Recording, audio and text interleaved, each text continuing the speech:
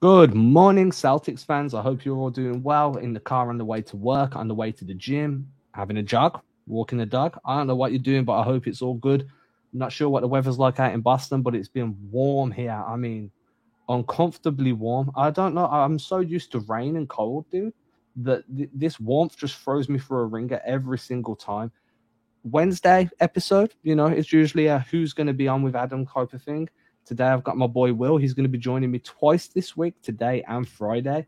I think that's more my pleasure than his. But how you doing today, Will? What up, Adam? I'm doing good, man. Double dipping this week, man. Hopefully, this isn't the first time we've talked about the weather on here and your struggle with the heat, man. You gonna make it out there?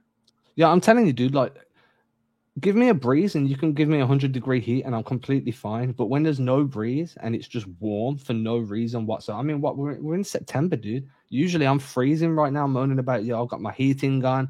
I'm in like a sweater with some jeans and some Timberland boots and I'm shaking with a flask of soup. Right now I'm like, I'm in shorts, sliders, and the smallest t-shirts I can find. Yeah, It's man. No, I it's got you. I rough. mean, I feel like as soon as September hits, so obviously I live down in Austin, Texas, and my whole view on the weather has changed. In Texas, we just have summer and slightly less summer. That's like basically the entire year. And then there's like a 2 week block of like winter. But, growing up in Boston right now, when September hits, usually my favorite weather time of the year, weather pattern of the year. You get the nice fall weather. You can do kind of a long sleeve shirt on top, maybe shorts on the bottom sometimes. You get that nice weather where you're hitting like 60 to 75 degrees. Sometimes you get that nice little crisp in the air. So hopefully, I know you said before, I think you said, usually England weather is kind of just 6 hours later than Boston or 6 hours before the weather you get in Boston. So hopefully it's just around the corner for you, my guy. Yeah, seriously, dude. If I speak to like some boys in Boston and they're like, "Hey, dude, it's snowing," I know I'm either going to get snow or real bad rain Yeah. within a day or two. It's crazy how intertwined our weather system is with your East Coast. I Yeah. wish it was more intertwined with the West Coast, but you take what you can get. Well, Um, here's the thing, Adam. Maybe this will put a smile on your face here. I just came back from Philly this past weekend, and the weather out there was beautiful, man. So that East Coast weather was hitting perfect this past weekend. Was like 70 to 75 for 3 straight days while I was out there. So maybe that's coming your way. So keep your head up. a day or two, dude. It'll be here in a day or two. That's what I'm looking forward to now. International Man of Mystery, dude, in Philly. In You Philly, was in man. enemy territory. Yo, big time. And I gotta say, man, I had a chance to walk around the city a little bit. Was there for my girlfriend's cousin's birthday party. Got to meet a few people. Man, the Ben Simmons situation, it is on people's minds out there. Was listening to some local sports radio. Was listening to some of the news. So the second day that I was there were these massive rains that came down. It was from Hurricane Ida, like leftover from that whole storm that hit the U.S. And so New York got hit with it real bad, and certain parts of Philly did, where there was flooding. And so there were different parts of the streets where like legitimately just water flowing through like main highways. And there was this one news station. And man, I'm like I'm telling you, this Ben Simmons situation is not pretty. And so this one news station just came straight for the throat of Ben Simmons. They said, real quick, hey, we're going to go to a live shot. We actually have footage of Ben Simmons hastily fleeing the city of Philadelphia. And it was a damn trash can floating down the river bend and then bounced off the top of a highway sign. Just completely uncalled for, absolutely out of nowhere, off the top rope with a flying Hogan elbow drop. Just random, like whatever the equivalent of Fox 25 in Boston is, the equivalent in Philadelphia, just throwing shots at Ben Simmons. It's getting bad out there, man. Yeah, that's one for the jugular, dude. I couldn't help but like, Yeah. start to giggle. And the thing is, like, you then want like as a fan, you're like, why don't these guys want to play on my team? Well, because your news station's taking pictures of trash cans floating down the street. They're like, Yeah. yo, there's Ben Simmons. Yeah. Yeah, like, I mean, It was a whole bit, man. It was like you guys planned this out. This wasn't an off the cuff remark. This was no, like, no, this let's was have a pre-show meeting. What's something we can do to add some levity to the situation? And it just picked to go rag on Ben Simmons, man. So I don't know what's gonna happen with that situation, but it's getting pretty fascinating. I'm telling you, dude. All I know is that if someone did that about Tatum for any reason whatsoever, I'm coming for the jugular, man. It's not happening, dude. I'm not allowing the slander, and I think that's a bit of a difference. Obviously, we're not fed up with Tatum like Philly fans are. Yeah. There's a different spot between the two. Yeah, but it is what it is, dude. Like, but that's for Philly to worry about. That's not for us to worry about. You were in enemy territory. You came back alive, came back safe and whole. We can get onto some. We can talk about something in a safe space now. We're in a safe space. We can go Boston basketball and feel very comfortable. And nobody's going to be taking photos of us floating down the street. I hope. Please don't be like that, listeners. Please be nice to us. And I think today, Will and I discussed this off air. So when I say I think, I'm just doing it for the courtesy of the show more than anything. But today what we're going to do is we're going to look at, and I put a tweet out about this yesterday, we're going to look at the best passing big men in the league. And the reason I find this interesting is because yesterday I put a tweet out, if anyone saw it, saying that in Rob Williams and Al Horford, the Celtics have two of the best passing big men in the league. A lot of people agreed. Some people were very aggrieved that I was already putting Rob Williams in that kind of that kind of stratosphere. And my argument was, the passing big men talent pool is rather shallow. I don't see how you can't have Rob Williams in like around that 8 to 10 range of best passing bigs, just because name me 9 better passing bigs than Rob Williams and I'll wait. And people will really agree with this. So I thought, Will, what me and you can do to begin the show is we can list in no particular order our top 10 passing big men around the NBA. And then we can try and figure out where Al and where Rob will fit within that ranking system. And I'll let you go first.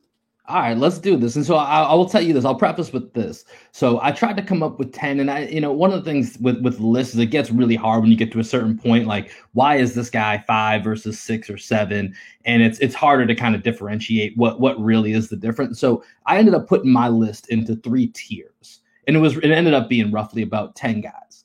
So I'll start with that, and I'll kind of just use that as my guide to where I'm finding people here. So number 1, I think, is a pretty clear-cut case. I don't even know if we need to spend much time on it. It's got to be the reigning MVP, Nikola Jokic. I don't know that he needs much of an explanation. The man's a wizard when it comes to playing basketball. He's arguably probably the best passing big man of all time. I know there's a few other historical names you could throw in there, but I think given the way the modern NBA plays out, Jokic is by far and away number 1. And as I said, I put this into tiers. I put a second guy in tier 1. Really, I think Jokic kind of lives on his own. I think the guy who I would have number 2 kind of fits somewhere between what I labeled as my tier 1 and tier 2. And I'll just jump into my number 2, and that was Domantas Sabonis. He's the guy that I had at number 2. And let's be real, Adam. We talked about other guys that could be in the conversation. This guy's dad was the one that was in the conversation originally, so it runs in his veins to be that passing big man. And he's one of the few big men that has the same creativity that Jokic has, where he can do it from different spots on the floor and can make the same passes that you see a Luka Doncic make or you see a Trae Young make. They're making these type of no look around the back passes. They're doing it, off the dribble. They're doing it from the post. They can do it in different formats. And I think Jokic and Sabonis really stick out above the rest. Jokic is my number 1. Sabonis is my number 2. Do you agree? I feel like Jokic you probably agree with. Sabonis is where I'm curious to see if you agree with as well. So I don't have Jokic. I have Jokic 1. I do not have Sabonis number 2. I have him as number 4. Okay. I could argue quite comfortably and put him at number 3, but I definitely have one player above Sabonis, and that's Bam Adebayo. So, and I just think that's because while Sabonis is probably a better passer than what Adebayo is, Adebayo has the offense ran through him more than what Sabonis does. And I feel that alone gives him a bit of an edge because he's a playmaker as well as just a passer. Not only can he make the right reads, but he also hits the passes on time. And I think that playmaking ability slightly edges out Sabonis there. But that is my 1, 2, and 3. So I'll go Jokic 1, Bam 2, Sabonis 3. Yeah, we're not too far off. Bam's at my number 3 here. And, I think it's interesting with Sabonis. I think that's where you constantly hear Miles Turner's name being in trade rumors, as all Celtics fans know. And, you know what I mean? I think that's part of where the fit doesn't line up. that offense should be run through Sabonis. And if Turner's going to be there, he needs to be a better 3-point shooter than he is. He's okay. He's adequate. He had a bad year last year shooting the ball, but he's just not quite good enough to give Sabonis the room. But, I think Bam's right there. And one of the things that when I immediately think of Bam in kind of the next couple of guys, this is where I think that they stand out, is that they can go coast to coast and then they can run the offense.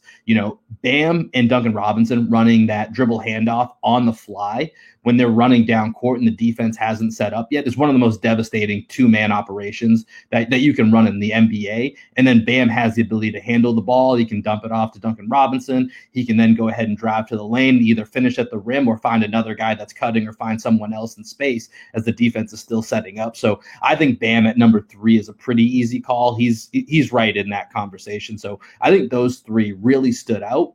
For me, the other 2 guys that I had in my quote-unquote tier 2, and these ones I could be sold on either way when it comes to who I'm putting 4, who I'm putting 5. But I put Draymond and I put Karl-Anthony Towns.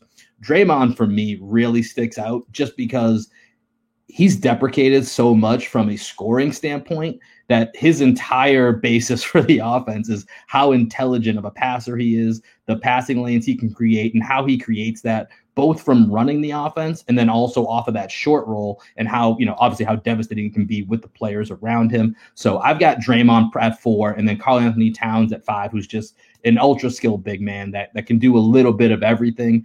When it's going to click and how they're going to make it work, I don't know, man. Good luck with that, Minnesota. I don't have the answer for you here, but Karl-Anthony Towns is a special big man. So I got Draymond 4, Karl-Anthony Towns 5. Where you at, Adam? So I'm very similar to you. The only difference is if I'm tiering guys, I've got 3 in tier 1, which is Jokic, Bam, and Sabonis, and I've got 3 in tier 2, which is Draymond, Cat, and Al Horford.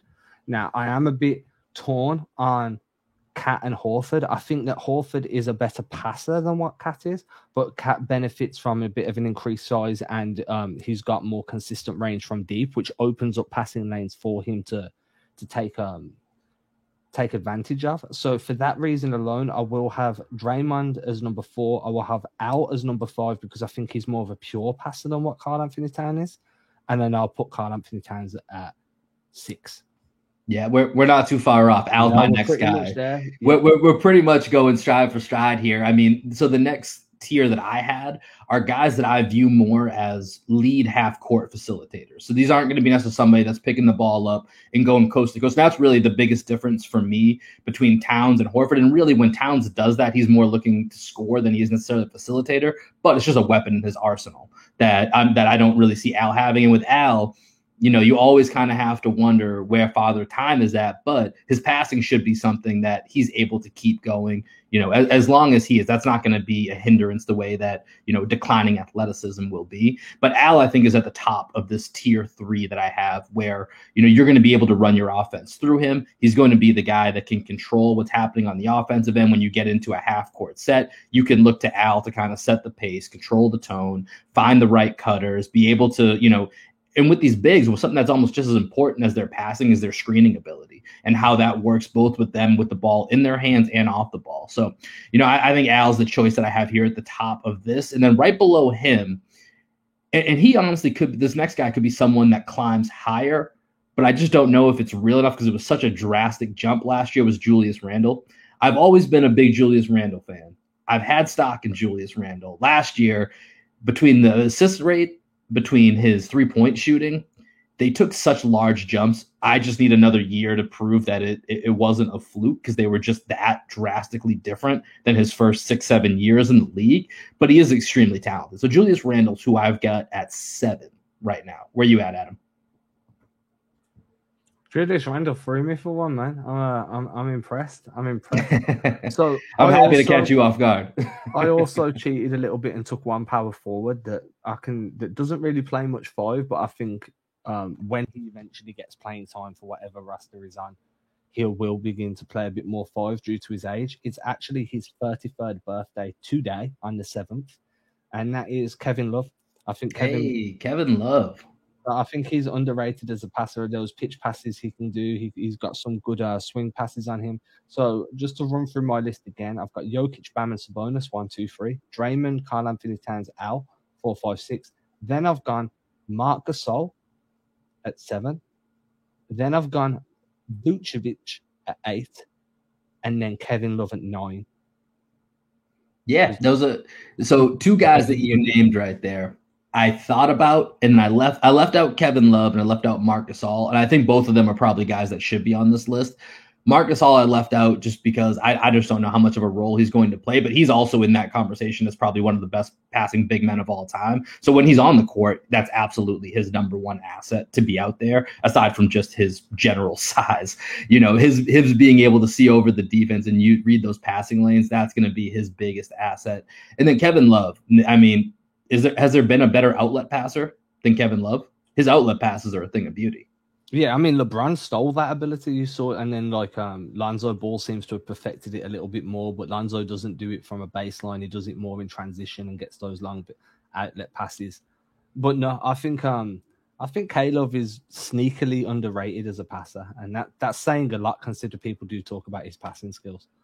Yeah, I just feel like with him, I just haven't seen him play in a while because he hasn't been on the court. So I kind of eliminated. Seasons, exactly. So I eliminated him for that reason. But I think skill set wise, you know, I think if it sounds like he's probably not going to get bought out from Cleveland, but if he does and somebody can add him, I think he's absolutely an incredible value add. And, you know, even if he's in a reduced role and that's something that is amplified, I think you're going to get, you know, a steal out of Kevin Love, whoever ends up with him. The next guy I had on my list, you mentioned Vucevic. Vucevic was going to come in at number 8 for me. I think Vucevic is a really good and talented passer. And then the next couple of guys that I had on here, you can fit them into 9, 10, and 11. And this is kind of where I think Lob Williams fits in. He's one of the guys that I would have in this 9, 10, 11 range. I have him listed, Jusuf Nurkic, and Blake Griffin listed. Those are the 3 guys that I have that round out my 9 through 11. And I think, honestly, I think Lob Williams is probably my preferred taste out of all of these. It just needs a larger sample size. So here's the question. So you've gone with Blake Griffin and you've gone with Julius Randle. Those were the 2 guys that realistically weren't on my list. Mm-hmm. And I had Marc Gasol and Kevin Love on my list that weren't on yours. So that gives us, let's go. We've got Jokic, Bam, Sabonis, Draymond, Karl-Anthony Towns, Al Horford, Marc Gasol, Nikola Vucevic, Rob Williams, Julius Randle, Kevin Love, and who else did you say? You gave me one more. Blake Griffin. Blake Griffin. Out of all those guys, can you make an argument for Rob Williams sitting at that 10th spot so there'll be 4 guys behind him? I mean, I think you can. It's here's the thing. I don't think you can do it right now with the statistical evidence that we have. If you're just using the eye test, I think you can. But with the statistical evidence we have, I don't think that's possible. I went looking for all different types of stats that I could make that. The closest one, I did come up with one that I think puts him in an elite category, and that's assist to pass percentage. So last year, he made on average 19.3 passes per game, average 1.8 assists per game. That put him at 9.3%. The only guys ahead of him on this list are Karl-Anthony Towns, Julius Randle, Nikola Jokic, and Bam Adebayo. So that puts him in that elite category that when he is making that pass, it's leading to a scoring opportunity for the Celtics. So, you know, I think once we get it, and this is one of the things where, like, you know, Robert Williams is a PER darling, where he ends up in the realm of Anthony Davis, LeBron James, all of these guys. And so I think just with a larger sample size, if he remains healthy, these are the type of things that you can expect from Robert Williams. So I think eye test wise, you can put him in there. Statistically, it's really hard to show that there's enough body of work for it. But he's right there. The bottom line is whether or not you can actually fit him into that top 10. He's right there with these class of bigs that actually have a very valuable asset, which is being one of the best passers in the league. So here's my thing, right? So if you have him at 10th or you have him at 12th, when you look at the fact that there's 30 teams in the league, there's a center on every team and there's a backup center on every team. So then you're saying, right, there's 60 centers in the NBA at any given point. Just going on like obviously it might be skewed, there might be 70, 80, there might be 40 or 50. I'm just saying, just like as a numbers game, say there's 60. Rob Williams is sitting around that 12th position as a best passing big in the league. We've both got Al Horford in that 6 to 8 range as a best passing big in the league. No other team really has the ability to take one of the best passing bigs in the league off the floor and then replace them with another one. And the scary thing about Rob is, in potential terms, he has the ability to be a top 3 passing big man in the league if he can stay healthy and continue to develop that skill set. And that was where I was coming from with the tweet, and that was where I wanted to lead this thought exercise onto, is just how much more improved are the Celtics as a playmaking unit in the sense that everyone on this roster seems to be able to handle the rock a little bit. They seem to be able to facilitate for others a little bit. Again, 2 of the best passing bigs in the league. You've got Tatum that's going to take another step forward as a playmaker. Brown, who's going to take another step forward as a playmaker. You've brought in Josh Richardson. Dennis Schroeder's assist numbers are fool's gold, in my opinion. I've spoke about that at length, so I'm not going back into that again. But as a unit now, every single person can create for somebody else. And that's what led me down this entire train of thought yesterday, and what made me want to talk about this on today's podcast is from where you're standing, where you're sitting, half-court creation was one of the biggest flaws in last year's roster, especially with the second unit, but it even bled into that starting 5. How much do you see that being different this year due to the amount of creation they now have on both units? Oh, I see it being night and day. I mean, you and Greg went through the lineups the other day, which I thought was a great podcast. And I really liked the way that y'all broke it down and gave the different reasonings behind it. And, to steal from our guy, Greg here, we have a roster that is now full of, roughly 8 or 9 guys that can all pass, shoot, and dribble. You know what I mean? They all have opportunities to make different things happen depending on the scenarios in which they're put in. Where last year we ran out a lot of guys like Semi Ojeleye and Carson Edwards that they really have one skill set that they must do once the ball hits them. They just don't have a lot of that, variability to be able to create something else within that movement. So I think this is going to be huge for the offense. And you touched on it towards the end when you started to get a little bit weird with your rotations, but it was something that I had thought about as well. I think Celtics fans have a little bit of PTSD, as you and Greg talked about, from this double big lineup from the past year. But when you're doing it with Rob Williams and Al Horford versus Daniel Tyson, Tristan Thompson, that's a world of difference. There's a world of difference of what you can do and the players that you're surrounding them with. And while I don't think that's going to be a go-to lineup, I would kind of hope that we do see it at certain points, because I do think when you go up against the Bucks, you go up against the Sixers at times, there's going to be times where you need to have, those 2 bigs on the court playing against the Lakers. If we get that, thinking ahead to different matchups that could play out, there will be opportunities for that lineup to be on the floor. And because of the passing abilities of Rob Williams and Al Horford, and one being a little bit of a stretch, one being a vertical threat, you have different ways that you can utilize them. I think that's going to be one of the more fascinating lineups that we do get to see in small stretches this season. Man, can you imagine those 2 guys running a horn set? I love it, man. I'm really curious to see if Ime can find a way to utilize that lineup. That horn set would be the perfect way of getting the best out of both Horford and Williams, because all you're going to do is have them set a double screen in a horns, have Rob Williams just barrel to the rim and just cause absolute mayhem on defensive rotations, and then Al Horford's going to pop. And now all of a sudden defenses don't know where to go, because the guy with the ball in his hand is going to be someone like Jason Tatum. So you've got to respect Jason, but now you've got to respect the Rob Williams role, and you've got to respect the Al Horford pop. And then you've still got 2 other guys that are most likely going to be like Jaylen Brown and Nesmith. Exactly. Or Jaylen Brown and Dennis Schroeder, or whoever you want it to be. Some of the stuff that they're going to do is really going to bend defenses to a breaking point. And I think that when I look at what Brad Stevens done, there hasn't been no superstar change, but he's created a team that's so versatile and everybody's multi-skilled, and all of them are long. They've got good size. I just don't know how teams are going to literally, it's pick your poison. You either want JT to beat you off the dribble, or you want to take away a baseline drive from Jaylen Brown and allow Al Horford to kind of roam around the wing unchecked. It's going to be real tough. The switching is going to be a nightmare for whoever they come up against. Yeah, I mean, I tried to do the exercise that you and Greg went through the other day on the podcast, and that was tough. That's what I'm saying. And that's a great problem to have, is that it was tough to cut down that rotation so that, you feel like you're giving the right amount of minutes to the right guys. But at the end of the day, there's going to be games where someone's shortchanged because there is more talent depth to this team. And so it was really hard to find the right minutes for Aaron Nesmith, the right minutes for Josh Richardson, for Peyton Pritchard, for, whoever it might be. There's a handful of guys that are going to be set in, a certain time. But other than that, there's a lot of variability on the back end of this roster. And so, spots 5 through 9 are going to be a dogfight to go ahead and get those minutes. And Ime is going to have a lot of flexibility with what he can do depending on the matchup. Just as an aside, I've just had an email from Twitter support. They've removed my verification. Wait, what? Yeah. First of all, I didn't know that was the thing. And seriously, literally as you were talking to me, it's just popped off. Well, I'm sorry, bro. That's oh man, it is what it is, dude. After a recent review, we've determined that your Twitter account was incorrectly verified. The blue badge has been removed from your account.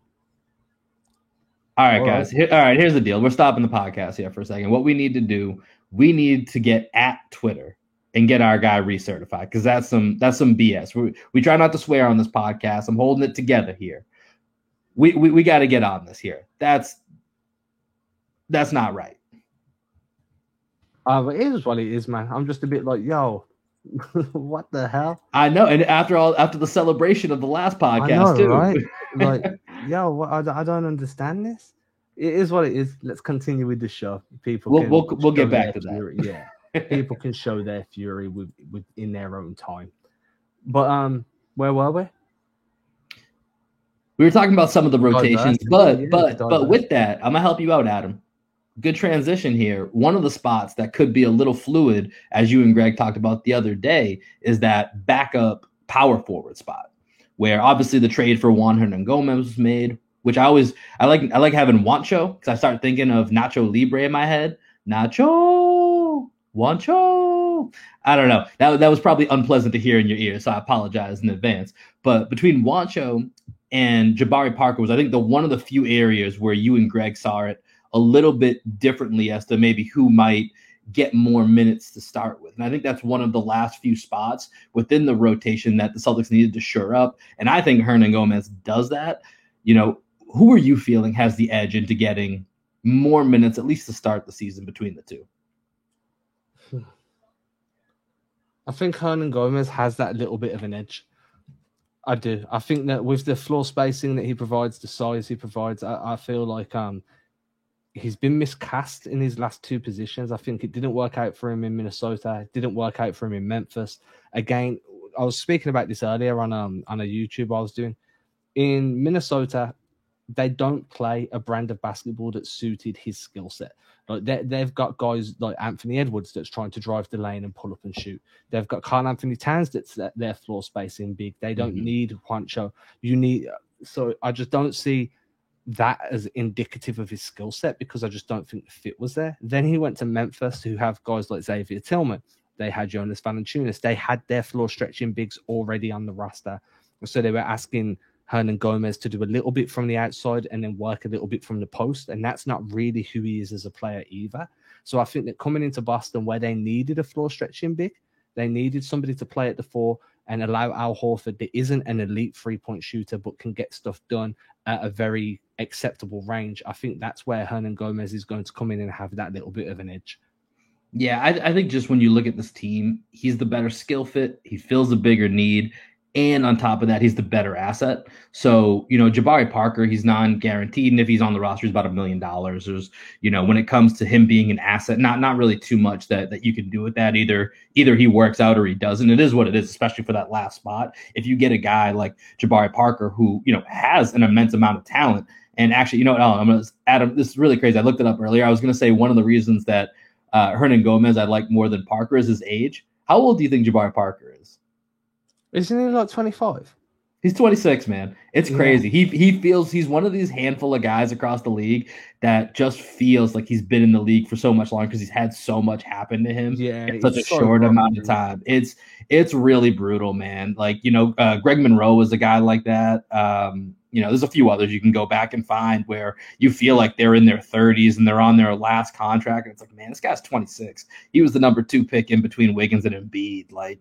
And it was a debate as to, where it was. But, injuries take their toll, and it is what it is. But, having said all of that, Hernangomez is making $7 million. He's non-guaranteed next year. So, if you're getting production out of Hernangomez, you have multiple ways that you can play that, whether he's a part of this team this year and next year. He becomes a contract that you can mix in either with another contract to go get something, or you can attach him maybe to a TPE and go get something. So I think getting value out of Hernangomez there's more ways to do that. Whereas Jabari Parker, I think, for me, I think of him almost in the Cantor mold, where these are pretty good reserves to the reserves to have for when you need to call on them. And maybe there's a moment where Jabari Parker's needed as a small ball 5. You need some more scoring. Enes Kanter has his own ways that he'd be able to contribute. But these are guys that I don't think we'll expect to see on a night-to-night basis. But if you see them, sprinkled throughout a 5-game stretch here and there, I wouldn't be surprised. And I think they could also be, a very valuable third-line reserve in their positions. So with Jabari Parker, for me, I think his biggest asset on this rotation behind Jason Tatum is simply he can get his own shot. He can create his own looks. And that's something that Hernangomez isn't going to be able to do. It's something Grant Williams cannot do. It's something that, most of the other big wing rotations, the guys that can slide up or slide down to the power forward, that is a skill that they do not possess. So I feel like Jabari Parker will get minutes simply because he can create his own offense. Enes Kanter can create his own offense in terms of offensive rebounding and putbacks, but you can put the ball in Jabari Parker's hand in the mid to low post and completely respect the fact that he's going to be able to generate offensive outlooks for himself. I'm not too comfortable with him shooting threes, but if you want to get him that mid-range type of area, I'm very comfortable with that. And that's why I feel he will get minutes. And if Hernangomez doesn't find a fit in this roster, I could quite easily see him fall into 3rd and Parker taking that step back to the 4th spot. I also think both are going to be good to package in the trade. I don't think neither of these guys are going to be good enough to get stuff done in a deep playoff run. I agree with that. I still think the power forward position is the weakest position. I still think that if Aaron Gordon doesn't figure it out in Denver between now and February, well, his contract fits right into that TPE. Let's just take another flyer like they did on Fournier and, package a couple of expiring deals to give Denver a little bit more depth going into their postseason and take Aaron Gordon and see if you can make that work. I still think that these moves have definitely shored up what was a leaky position to begin with, but it's also meant that as the season progresses, you can attack for a power forward that's actually going to be second man in that power forward rotation. Right now, you're just taking the scraps and seeing what you can mold together to create something that's semi-passable as an offensive and defensive threat. So while I am happy with Hernangomez, I also don't believe that him and Parker are answers in any postseason run or any long-term power forward option. Yeah, I think we're on the same page here. We've upgraded the position, but it's still a position of need. But sending out guys like Carson Edwards and Chris Dunn that were going to be those third-line guards where you have a plethora of guards and additional ball-handling wings that can fill in with some of those duties and responsibilities, that going ahead and trading them for a guy that can play in the rotation and can, even if he doesn't solve the problem, alleviate some of the problems on a temporary basis, that's an upgrade. And that's a great move by Brad Stevens. And I think that's what it comes down to. The opportunity's there. It improves the roster in a way that you weren't going to be able to do internally with any type of growth. We don't have any really young players. I mean, you could technically say Grant could fill some of those needs, but even with his improvement, he's a small ball 5 to me, which is different than what we're going to get from Hernangomez and what we need in that backup position from Jason Tatum, I should say. So, I'm with you. Problem's not solved, but gives you more options as to how you can solve it and how you can adjust on the fly throughout the season. I think my biggest concern is the fact that 2 of the 3 backup power forward spots are more successful as small ball 5s. I think that's where my biggest concern comes from. Grant Williams, to me, is a small ball 5. Put him at the power forward, he gets hooked. We saw it all last season. Unless he's really improved his lateral quickness, that's not going to change between a few months back and next month when the season starts back up. Jabari Parker's defensive limitations are kind of not hidden, but maybe a little bit alleviated at the small ball 5 because he doesn't need to be as quick laterally to play drop defense. He also has a bit of mobility where he can shuttle between low help line and high help line up backwards and forwards. His shuttle runs look quite good. So that really just leaves Hernangomez at that point if you start thinking, and that's where my biggest issue is. I still think it's the biggest concern. Yeah, I mean, to this point, Adam, talking about this. Yeah, I mean, to this point, though, this brings us back to one of the earlier points that you made from last pod. This is where that double big experiment comes in. And, maybe really the third power forward on this team is Al Horford. You're looking at Jason Tatum as the starter, maybe Hernangomez as the backup, and then maybe you really have Al Horford as the third power forward, and you really look at Grant and Jabari just as those small ball 5s. I mean, I think if we were to end up in, if this were to immediately become, a playoff scenario, that's probably what you're looking at. I don't think you would see much of Grant or Jabari in a power forward position, in my opinion.